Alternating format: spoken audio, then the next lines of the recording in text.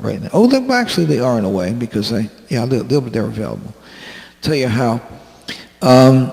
What I'm doing, these are square. Can I have the ones from upstairs too? The 8-inch and the 4-inch, yeah. There's a whole bunch of those. There's a whole bingy-bungy bunch of them. Yeah, there's 8-inch and then there's 4-inch. Get some help. I need all of them down here. I need every single one of them. There's not that many, but there's about 20, I think. But I do need all of them. I need to know how many I've got. I'll show these things. These are, here, these are square, black, and these are white, and they are rectangular. The rectangular ones are 2 by 4 inches, and they have, I'm showing you the back of these things because they have miniature stretcher bars in these things, and you actually put little hangers on these and hang them in dollhouse size. This is dollhouse size right there. Genuine, not doll scale, dollhouse scale. Do you understand the difference? Dollhouse scale. These are dollhouse scale in square, and they're very deep. So they are actually, these are gallery wrapped. All of these are gallery wrapped miniature canvases, and oh man, does this beat the hell out of canvas board. Canvas board can be cut to any size, however, so that has an advantage if you want to match it up to a particular frame size. So the square black ones I use to make soul portraits, and the white ones I use to make landscapes. Once in a while I'll do some verticals with the white canvases. Anyway, the 2 by 4 canvas and the 3 by 3 square, black square. How much do I charge for those things when I make them up? I have angels, I have soul portraits, I have landscapes, I have waterscapes, and all kinds of stuff, all kinds of things. They range in price, actually, from, I would say, I'd be willing to sell some of the low-end things at $20. Even though it's a couple of bucks, these canvases are not cheap, but if you want to try these things out. But typically it's going to be like $45 up to about $125, something like that for these little miniature guys. You could do the same thing in your section. I don't know if they're going to sell or not. I have no idea if people are going to turn on to these miniatures. They did, but I don't know if they will now. I don't know what the market temperament is out there for miniatures, or for which kind of miniatures it might be. So here's what I would recommend.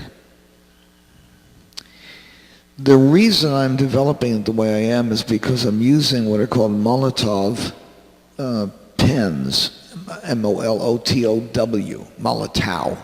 Molotov is how it's pronounced. Molotow pens, which are not ink at all. They're paint pens, and they're acrylic paint pens. They're pretty expensive. There's a cheaper version of the things, which is crap. I hate them. I will not use it. They're just terrible. They're cheap, but they don't feel good. They don't feel right.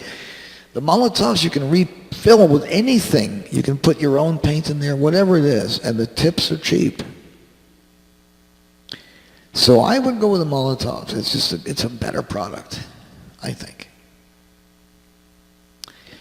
So you're going to paint with that, which is really super neat. So if you were at the gallery, for instance, you could paint with those things and not make a mess. You don't need to use water. None of that kind of stuff's going on. So it's no cleanup time at all, also.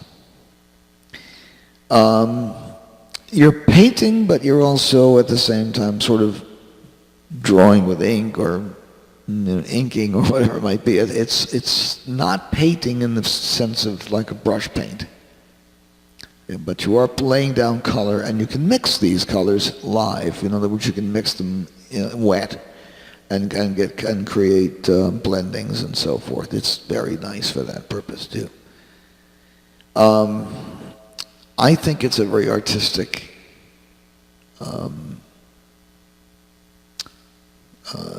way to go. It has a nice flair to it, but it mostly is that it's mess free. It's not a messy process. Now, if you paint on miniature canvases like the ones I just showed you, those are awfully expensive. So what I would do at this point is, if you have a cutter, a fairly strong cutter that will cut through board. There are some like those green hum cutters, you know, those things. If you have a good cutter, or if you have if you're adept with a cutting knife, you know, and a razor and a ruler, and so, or a straight edge, or a T, whatever it might be. So you can cut yourself some small. You can cut for yourself some smaller canvases from the bigger canvas board. So, for instance, let's say you have 8 by 10 canvas. Well, you cut it into 4. First of all, 4-inch first. So it's 4 by 10. Then you make some 2-inch cuts, 1, 2, 3, 4, like that. So you have 5 pieces on each side. So that's 10. You get 10 2-inch by 4-inch, roughly 2 by 4-inch canvases. Now, the canvas boards, okay? They're not very,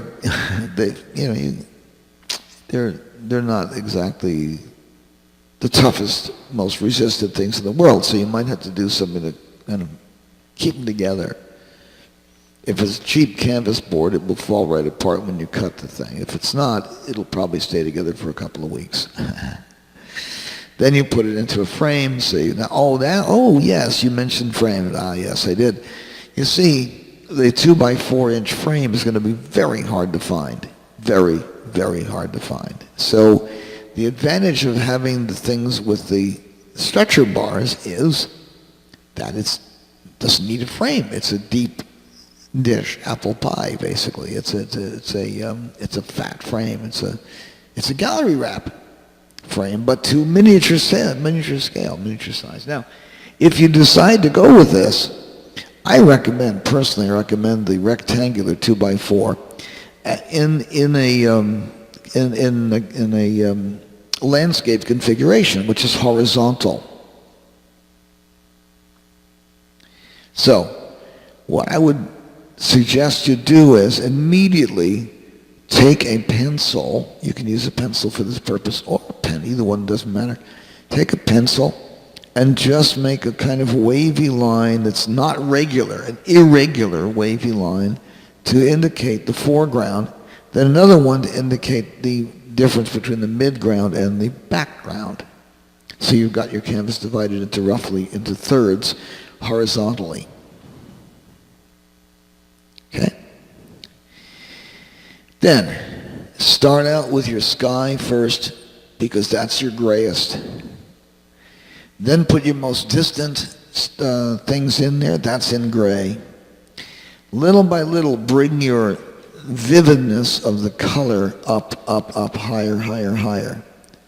So that in the very foreground, it's the very most vivid color, the brightest color you have, the least amount of gray. Okay, good, bring those here, please. Okay, so I have these guys here.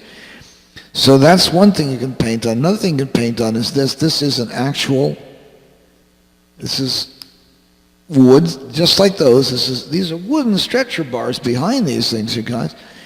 So this is wooden stretcher bars. This is a 4 by 4, and you can paint it this direction, or you can paint it diamond like that direction. Very cute. That way you can hang it better. It's easier to hang, so you just put a nail in the wall and there it is, you know. These are just great, and they cost around $4 or $5, I think. $6 maybe at the worst. And this is an actual gallery wrap. It's almost 2 inches thick. It's like 1.5 inches and 3/4 deep. So again, you don't need to put a frame on this thing. By the way, you want to paint these all the way over the edges. All of these, you got to paint them all the way over there. Just don't leave the edge white. or black. Don't leave the edge, well, black you can, but don't leave the edge white. Paint the edges too. You just paint right through, right across. If it's a landscape, and now these things, the squares, these are great for portraits and for our cartoon type portrait as well as here. These guys here, you can see the size difference. This is 8 by 8. I think it is 6 by 6. This is 6 by 6, and this is 4 by 4. And of course, they have 8 by 8 and 12 by 12 and 10 by 10 and 4 by 12 and so on. But every increments of 2 inches at a pop. So these are the two. Again, you can hang this direction, or you can put it this way. Again, you don't need to have with any of these, you don't need to have a frame. So the frame, it's a big savings to not have the frame on there. It's worth the extra $1 or $2 to have the gallery wrap, that thicker canvas, you see. It's worth an extra couple of bucks because you can't get a frame for that much money, that little money. So that's really valuable. Also, it's easier to sell, it's easier to paint these guys, and they're the same price as the little guys. Ouch! So do yourself a favor, treat yourself to a few gallery wrapped canvases, and you're going to get these at your local gallery wrap store. Any place you have an art supply place, you check and see. Dick Blick's is good. Ben Franklin is good. They have some good bargains, but you got to wait for the sales to come around. You got to wait. Got to be cool and wait for it. By the way, one interesting thing about this particular, is the 4x4 and the 6x6 and the 8x, these guys here, they are beveled. Yes, the stretcher bars are beveled on the canvas side so that when you hit into the canvas, it doesn't strike the wood. Is that neat or what?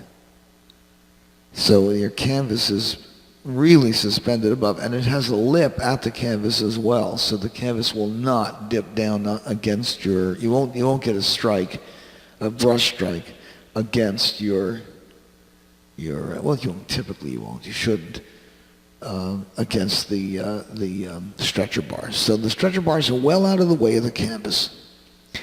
So miniature and try the Molotovs, and you can try just 4 or 5 different colors if you want.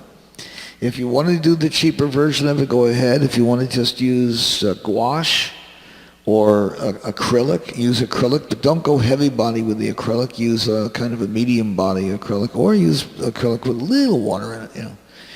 Okay, that's it. That's your art lesson for today, and I'm going to take off. I lasted about an hour longer than I thought I was gonna.